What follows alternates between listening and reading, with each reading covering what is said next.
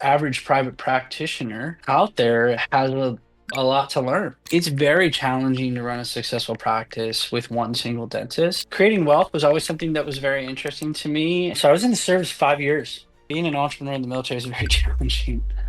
I'd like to welcome to the Wealthy Dentist podcast community CEO Dr. Peter McClellan, the Dynamic Dental Services Group. Peter, thank you so much for coming in and talking to us. Yeah, pleasure to be here, Ward. Love your content on LinkedIn and love what you're doing for community of dentists and bringing, the idea of creating wealth through the business of dentistry as a platform for us to connect on.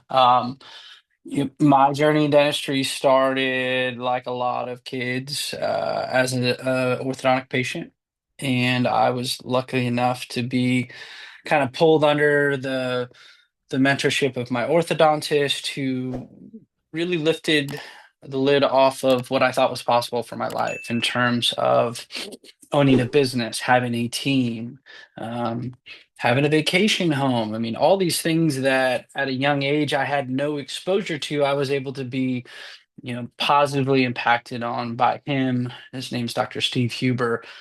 He had passed due to COVID, unfortunately in 2020, and I took with me throughout my journey in dentistry a lot of things that Steve taught me at a young age. And it really bled into the idea of being a believable mentor and a believable leader for people because you really never know where you're going to meet them on their journey.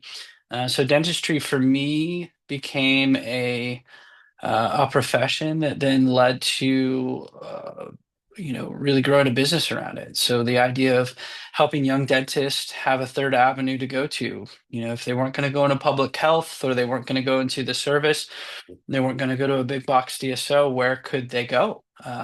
Yeah, there's a lot of dentists not opening up their practices, and so our group really spawned from the need for there to be a third rail of opportunity for young, ambitious doctors that want relationship-based care to be the center of their practice journey. So that's how we started with a business partner and friend and classmate from dental school in 2017, and our practice has really grown with with that at the heart of our cause. So. So, how long has the practice or the organization been doing what it's doing today? So we've been around for 8 years, Okay. and so our we started with two practices and grew um, through the years. Some years adding two or three practices, some years adding none, and we really grew with good people. So actively looking at opportunities and dentists, and we've grew mostly through acquisitions. We've done a few de novos, and our group has gotten to the point now where we're adding a second doctor to most of our locations if they aren't already staffed with two doctors. Oh, okay. So you almost like, I mean, so 8 years, you almost did a practice a year almost, huh? Six Yes, or six? Is yeah. it I mean, six a offices few there? a few silly years we did, three in one Oh, year. oh, wow. Yeah. Yeah, Wow. yeah. So, yeah, it's been quite the journey. We've learned a lot, made a ton of mistakes, and learned a lot about people, learned a lot about processes and the business of dentistry, really, what the constraints are, the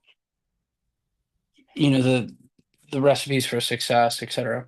So, So when you look at a particular or potential uh, new office to purchase or to acquire, what are some of the key takeaways that you look for when you're trying to make that decision?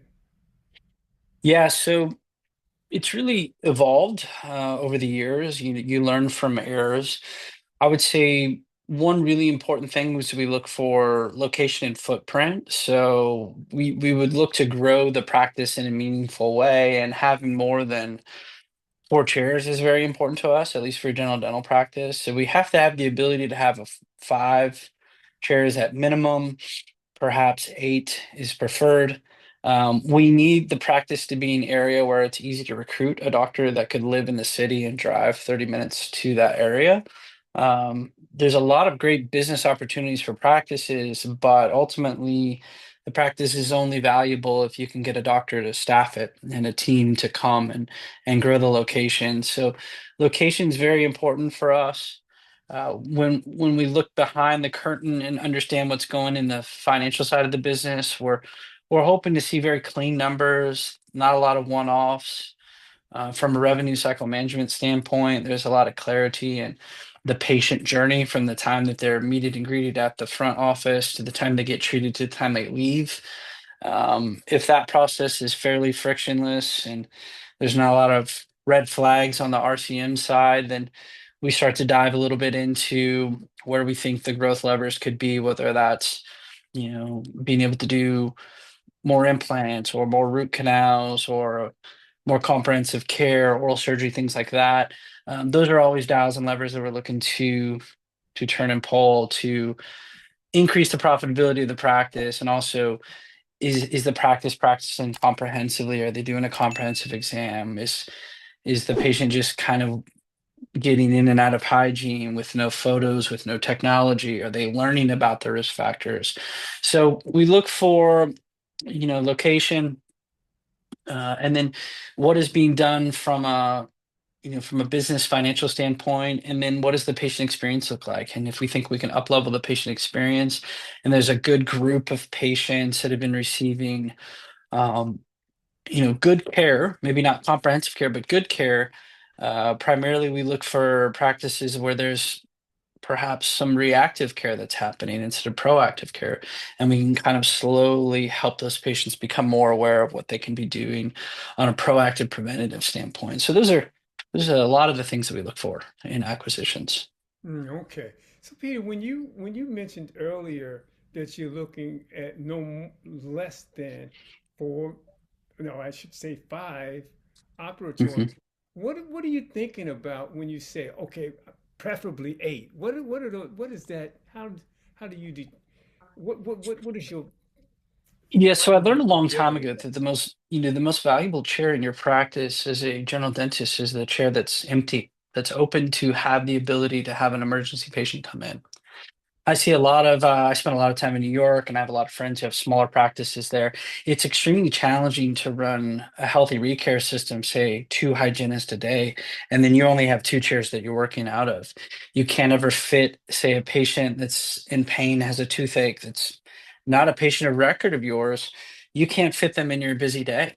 You're too busy to take care of the reactive patient that really is going to be the thing that helps to grow your practice. Mm, So I would say that that was the one misconception that a lot of dentists have, is they're not taking on new patients, or they're not making it their mission to take on patients that are reactive, because those reactive patients that have pain, that have broken a tooth, cavity that's gone into the nerve, once you get them out of pain and transition them to becoming a proactive patient, those are the patients that you're going to do the majority of the dentistry on, right? The 20% of your practice population that you're doing the majority of the dentistry on, can grow through being able to be available, to have a chair available for that emergency patient to come in, to have an assistant that's willing to take that patient, and you all work together to get them out of pain. And so when you see practices that have 3 and 4 chairs, it makes it extraordinarily difficult to have an additional patient on the schedule that day, or two or three.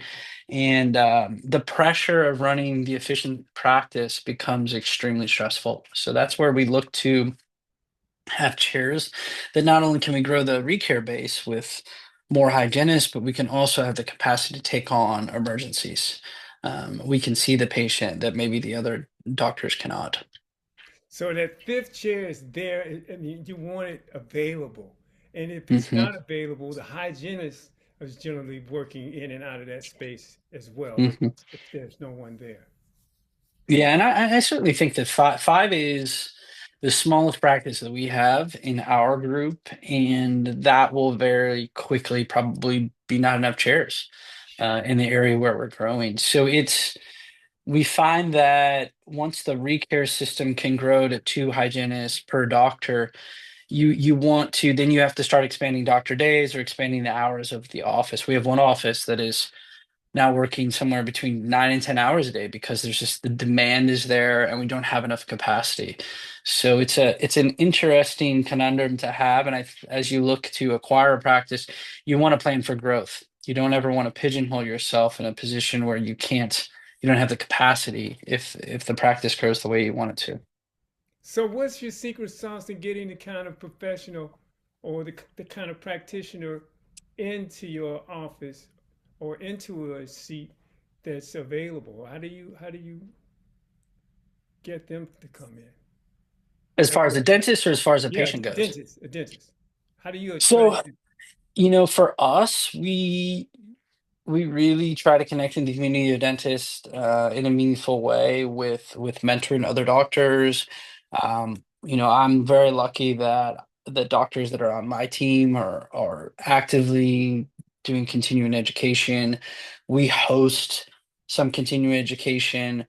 I speak to a doctor or two every week. I just spoken to a doctor today, so we're always recruiting, always trying to understand what new doctors graduating from school are looking for, what doctors who are leaving big box DSOs are looking for, or understanding what doctors are running practices where they're missing out. I mean, I do this all the time in terms of collaborating with a team of professionals, and I realize the average private practitioner out there has a lot to learn. There's a huge learning curve and there's not enough time to do it. And so we work to try to appeal and add value where we can, and that reputation allows us to attract talent.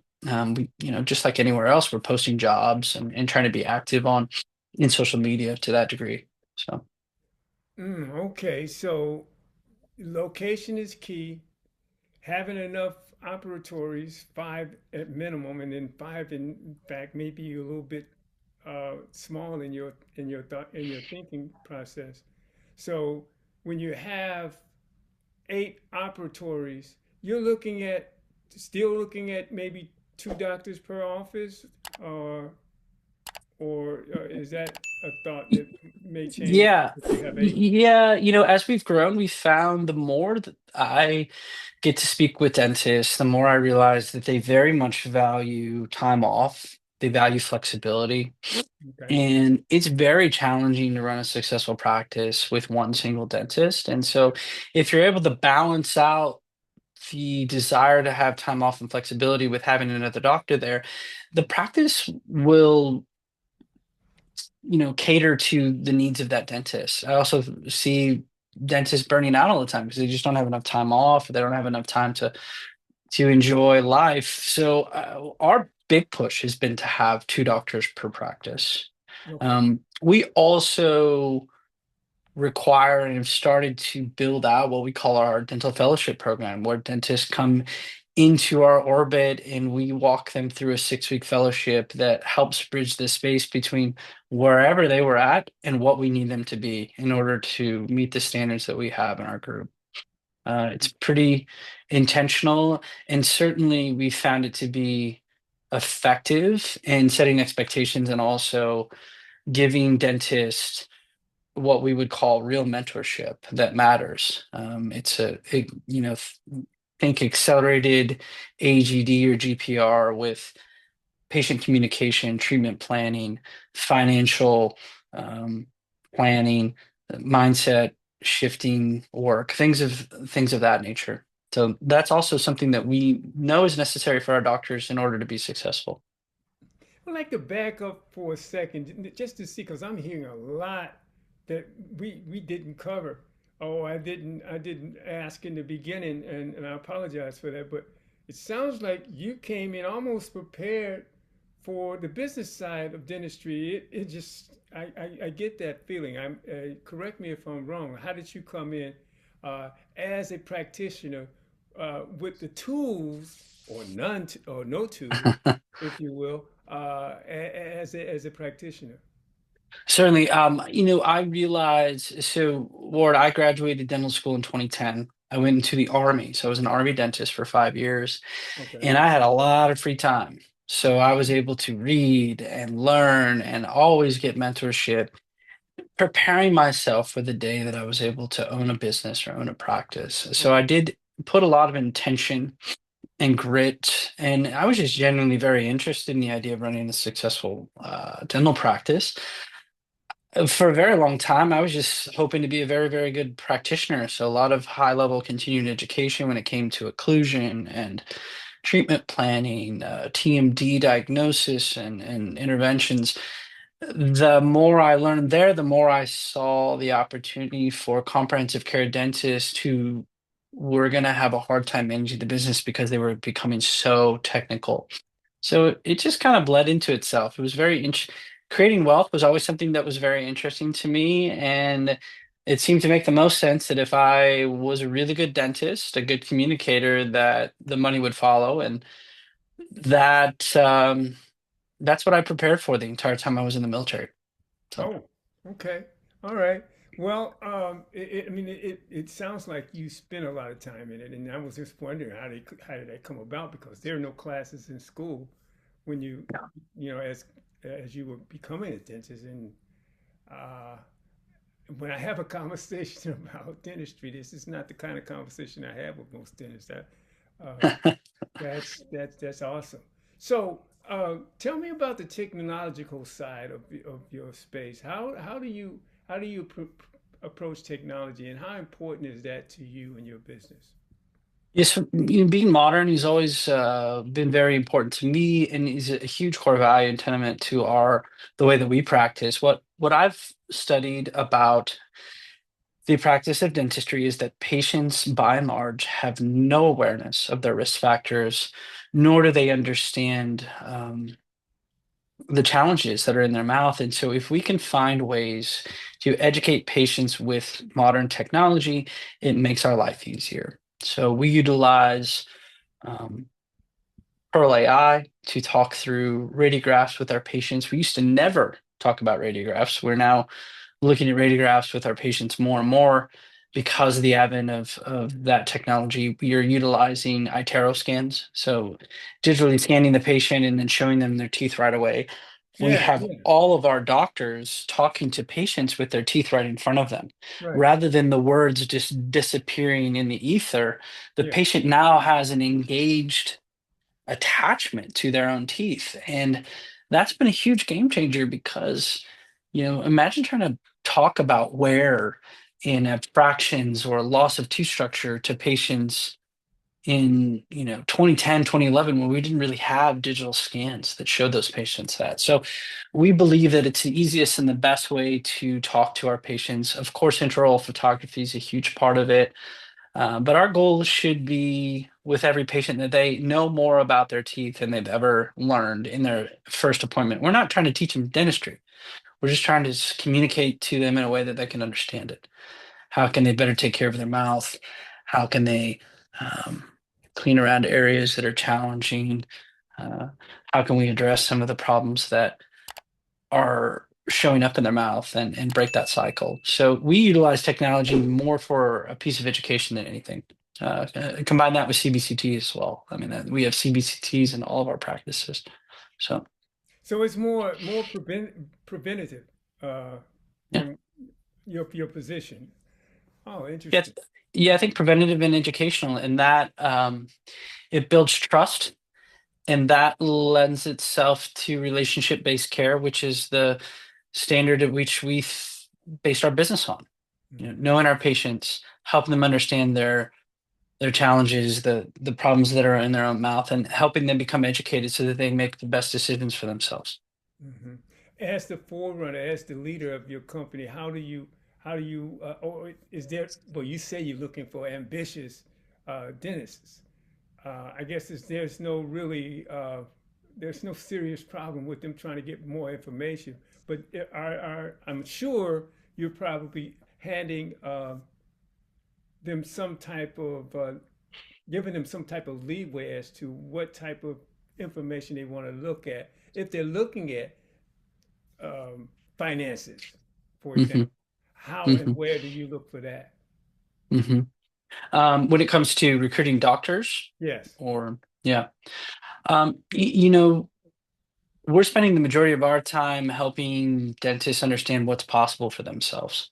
A lot of the dentists that we talk to don't realize the value that you can create in a short 8 hour day for people. So we just use real life examples, show them the schedule, show them if you attain these skills, both in communication and execution, then you can achieve wealth creation.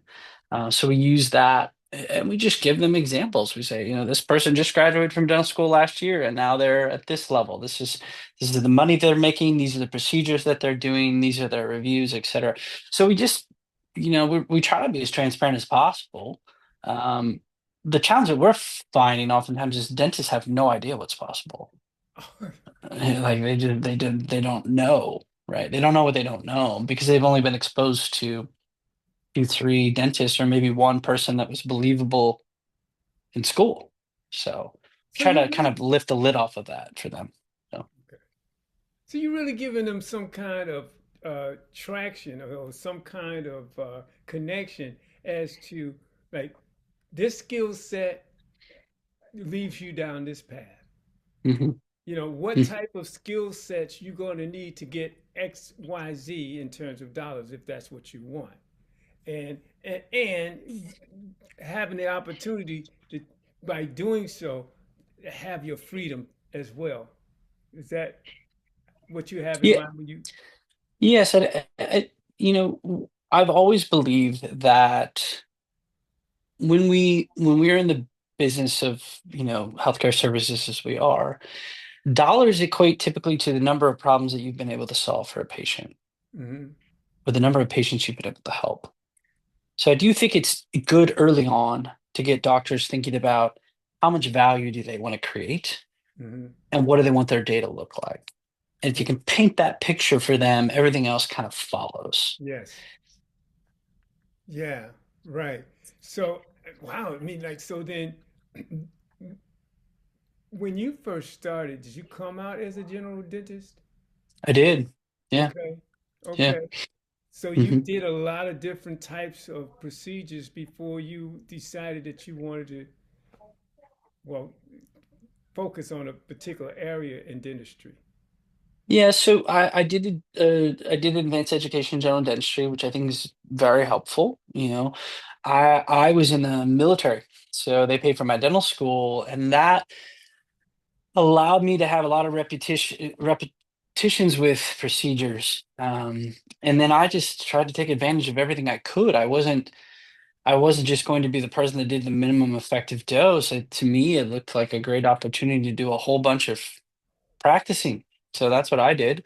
Hmm. And while I was in the service, I investigated what pathways to go into. I almost wanted to go and become an endodontist. And it wasn't until I met Peter Dawson for the first time down in Florida that my eyes kind of got opened up to the idea of practicing comprehensively, becoming a dentist that could take care of complex problems. And that to me was very attractive. And the way that the philosophy that was included in the concepts of comprehensive care dentistry spoke to me. And that's a pathway that I followed. And as I've gone down my journey, I've become competent in many areas of dentistry, but the thing that I focused on the most was patient communication, Oh, leadership, etc. So, oh, super important. Super important. So, um, when you started working as a dentist, how mhm. many years did you actually spend in the service doing that? So I was in the service 5 years. 5 years. Okay. I moonlighted a little bit in private practice while I was in active duty, believe it or not, which is something that's very uncommon to do. I was practicing dentistry 6 days a week. Wow. But for me, I wanted to get that experience. I wanted to see what a private practice was like, and I was fortunate to have a good friend who she let me work in her practice, and that changed the course of it kept me hungry. It kept me excited. I figured out that I was an entrepreneur in the military. Being an entrepreneur in the military is very challenging.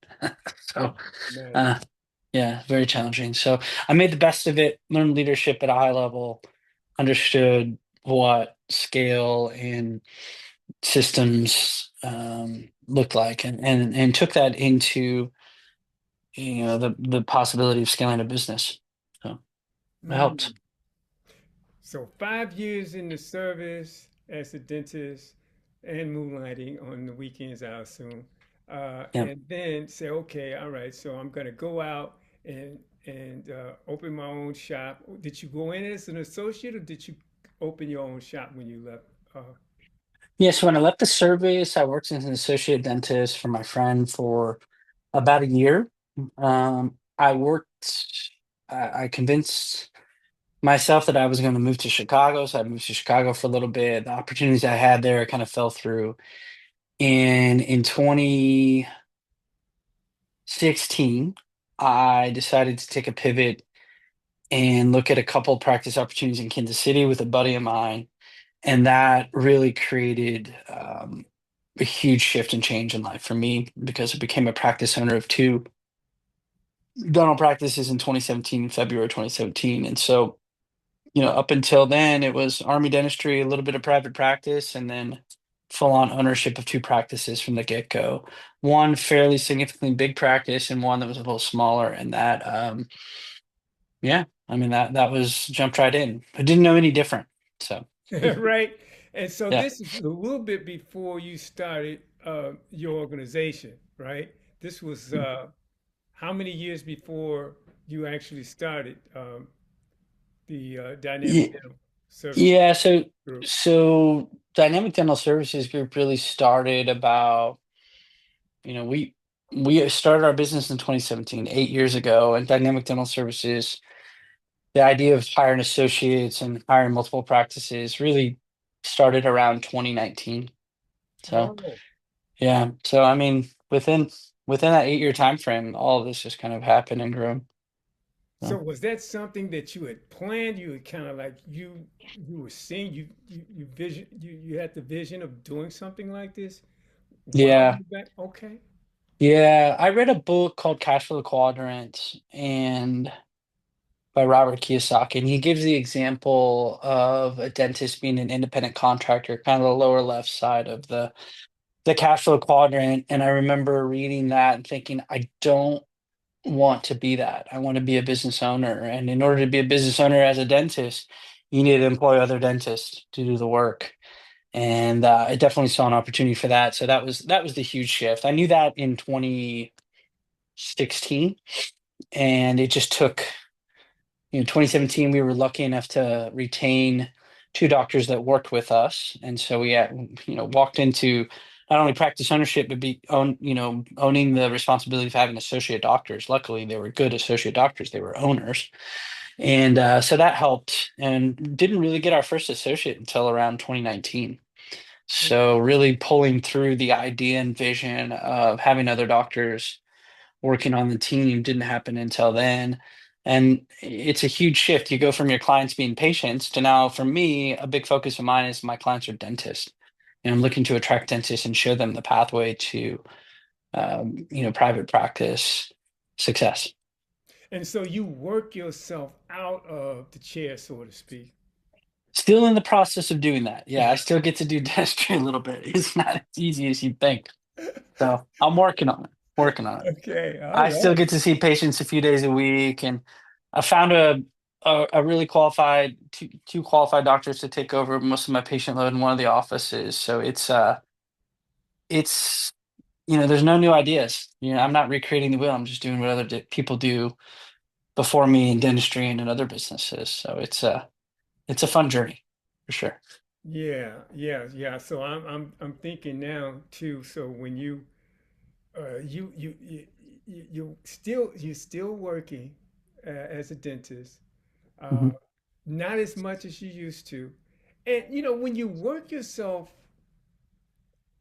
uh, out of the position of being the dentist, if you will, you're working yourself out of a job, basically, right? Hmm. At least Yeah, definitely. out of the idea of having to come and do a set type of position, like being a dentist is a job, right? Yeah, So you definitely. have bring somebody else in to take some of that load off, Oh yeah, most certainly. and see, Yeah, and ultimately it becomes a business.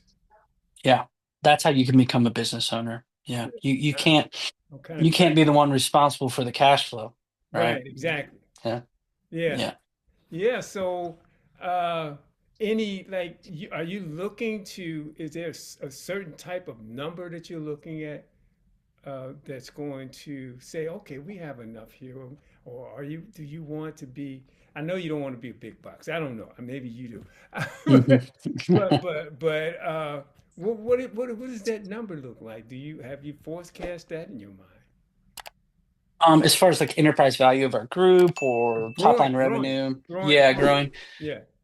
You know, most people in the mid-market space, mid-market meaning that they're not necessarily private equity backed, but they're trying to grow a business where they have full-on executive suite. So people that have outsized experience, chief, executive level experience. A lot of folks talk to the number of 25 million top line revenue as kind of being the place where you can start to have a management team run your business. You know, we have some executive level team members that make my life way better. I mean, almost everybody in our core group support team, we call it a dental partnership organization. They have way outsized experience for the group that we're a part of, like that for our size. Um, we're not at 25 million revenues, so where we can't afford to hire a full-on like CFO. I act as the CEO. We have a COO who's been a CEO before. She teaches me something new every day. We have a controller. We have HR manager. All these things that you would see maybe at a regular sized business. Um, that is necessary in order for me to do the one thing that I'm good at, which is recruiting and hiring doctors, training them. um, it's it's an absolute challenge to get to that revenue number so that you can have the revenue. But there's certainly a leap. I mean, we leaped off and invested a lot in people that has allowed us to now have a core that we can scale with. The idea is that you get a management company that can support other offices. That's why we call ourselves dental services. Most people, they're missing their kids' basketball games to go take hygiene interviews. That's not a sustainable life to lead, no matter how much money you're making. Mhm. What's the point of making money if you have to miss all your kids' sporting events or your anniversaries? So that's where we're looking to come in and build value for folks. So that's my new mission, really. It's giving agency to people that already have experience that can teach me something, but also add value to private practitioners. So, So how does the dynamic dental services uh, roll out, or let a person know what type of services they have available for uh, the next dentist that you want to attract? yeah, I mean, so we have a website. A lot of it's interesting, just a lot of word of mouth. Oh, It's not like we market a lot. yeah, Our in Kansas City's kind of a small dental market in the Midwest in general.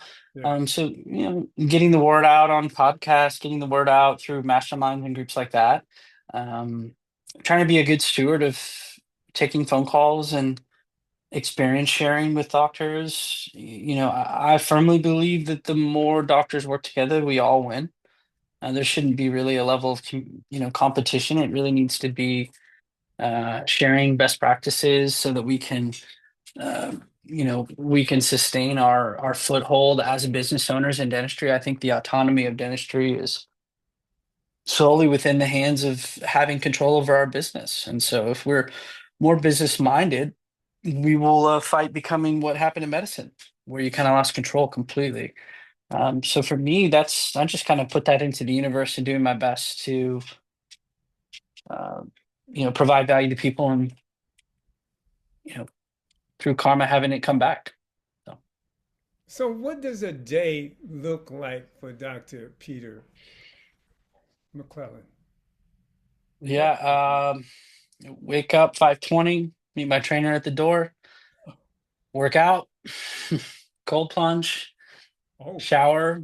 Um, and if it's a non-clinical day, I'm starting a phone call after doing some reading. If it's a clinical day, reading before the cold plunge, showering, and then out the door, take a meeting on the way in the car with either my partners or with a friend of somebody that's in the business. And On a clinical day, I'll work clinically. Typically, I have a lunch meeting 1 to 2, clinically to 5, and then drive home, change my clothes, go to jujitsu, and then rinse and repeat, man. That's what I do. That's my life if I'm not traveling.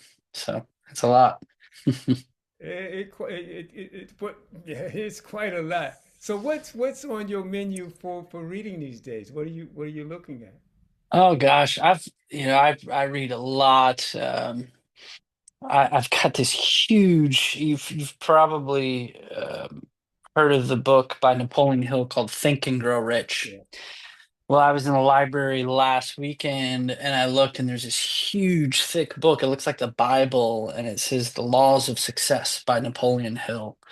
So I've been browsing through that. It's pretty interesting. Andrew Carnegie, I think, gave him a basically said, go out and interview all these successful people and then come back and I'll pay you money. And I don't remember how long it took him. I want to say it's 2 to 5 years or something. So he's writing all about the laws of success. I would say it's interesting. It's insightful. The first, gosh, the first almost 100 pages talk about the power of the mastermind, the power of other successful people being around successful people, and how that shapes and plays with your future. So that was, that's super interesting and certainly informative that I'm on the right track, if you Yeah, consider that part of yeah, success. yeah, So really like that book. I reread 10X is Easier Than 2X recently. I'm a huge fan of all of Dan Sullivan's work. yes. And so those are influential. Reread Principles by Ray Dalio quite a bit, and I get little tidbits each time. So yeah, it's my favorite card in my wallet is my library card. So There's a guy that did what EOS. Are you yep, familiar? Yeah, okay. yeah, Gino Wickman, Gino yeah, with yeah, yeah, yeah. So we run EOS traction through our business. We kind of self-implemented, and that framework has been formative to allow for just to overlay on any kind of growing organization and give some stipulations and give some guidance. I hugely recommend Traction, that book by Gino Wickman for sure. It really complements a lot of the things that Dan Sullivan talks about as well. So yeah, yeah. He was a Dan Sullivan student as well, wasn't he? I believe yeah, he that was. that, that would Yeah, make so yeah, that would yeah, make sense. yeah, yeah. I mean, like even though I mean, like what it looked as if he learned a lot from his dad. Yeah, Hmm. yeah. His Hmm. dad kind of laid some groundwork for him. But yeah, that's a very, very big. I don't know how many books I read by Wickman, but it was almost all of them, if not all of them. Hmm. Yeah. Yeah, Yeah, yeah. And rereading those books at certain times of your business can be very helpful because certain things hit that you didn't have an understanding of what they were speaking to at that moment. Even just a few sentences indeed. can hit differently at different phases of the business, different Yes, growth cycles, etc. So yes. So what is going to be the agenda going forward? Say the next 3 to 5 years. What are you looking at? yeah, so we're really shifting our model from buying acquiring practices and having the owner walk away to helping mid-career doctors grow their single practice to a two-doctor practice with the advent of our management services, with the advent of our mentorship and mastermind and community. And we find that a lot of these doctors are doing well financially, but they don't have any entrepreneurial profit. So they're not making any money from anything other than their own hands. Yeah. So helping to show doctors what entrepreneurial profit looks like, helping Yes. doctors to have more flexibility. Yeah. Say they want to have another kid. Well, it's really sad, but I have friends and they're like, "Gosh, I want to have another kid, but I don't know if I can stop practicing long enough." It's like, no, there's more than enough doctors out there that want to work, that would love to be mentored by someone like yourself. And, as an entrepreneur, I'm trying to, help other dentists see the opportunities that they maybe don't have the time to see in front of them and show them what the marketplace is providing. And so our next 2 to 3 years is really grabbing mid-career doctors, merging them into our group, showing them how to gain entrepreneurial profit by growing to a second or third doctor, optimizing their business a little bit from a scheduling standpoint, helping them have a community of dentists they can lean on so they don't have to make all these decisions by themselves. And we'll see where that goes. That's the bet right now. That's the Yeah, bet and the energy. yeah. You talked about masterminds. Where do you look for your mastermind community? Who are the people that you seek the most? What type of groups? Yeah, How do you go about looking for these people? certainly. I'm in YPO, Young Presidents Organization. That's a really great one. I was in a mastermind called GoBundance, which was filled with a lot of real estate entrepreneurs.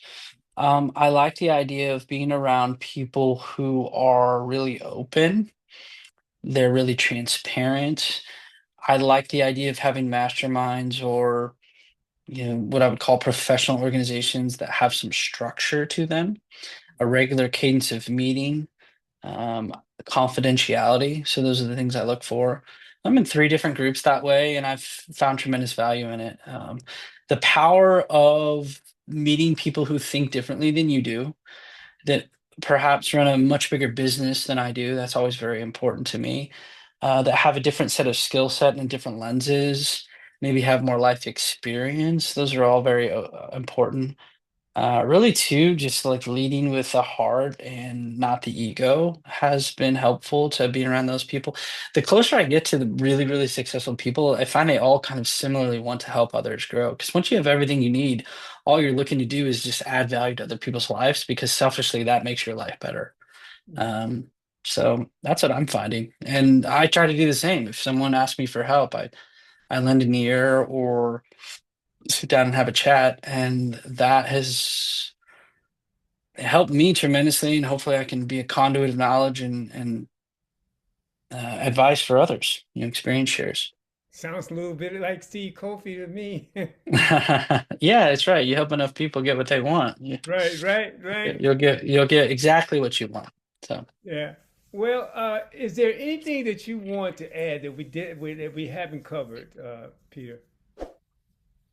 for dentists listening or for anyone in a healthcare service business, I found the the power of creating wealth does a couple things for you. Um, if you can control where your money is going, in the form of solvency, masking savings as an expense or masking investing as expense, putting money that you're making from the services that you're providing in an uncorrelated asset class that's growing for you, working harder for you than you worked for it. You will be able in a very short time to show up to treatment plans with patients, and they can feel that you don't need the money.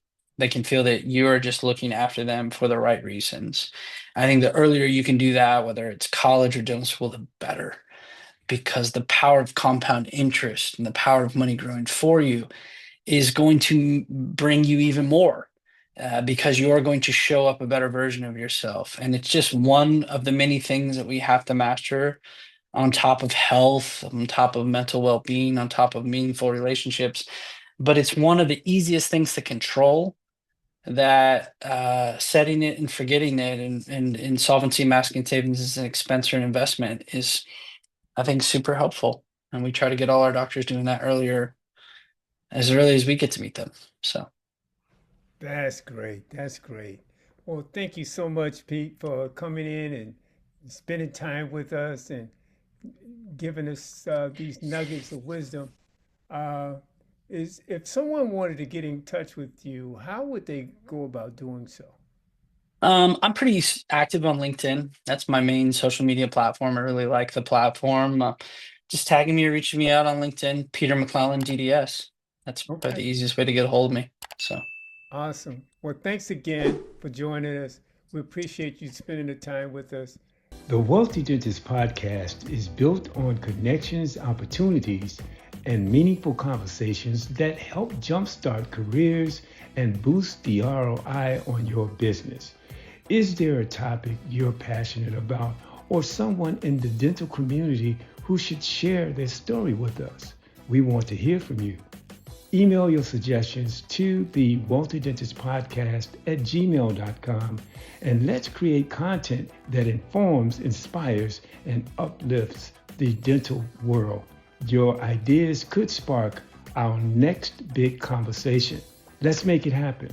I'm Ward Powell, your host at the Walter Dentist Podcast, thanking you for being a part of our journey.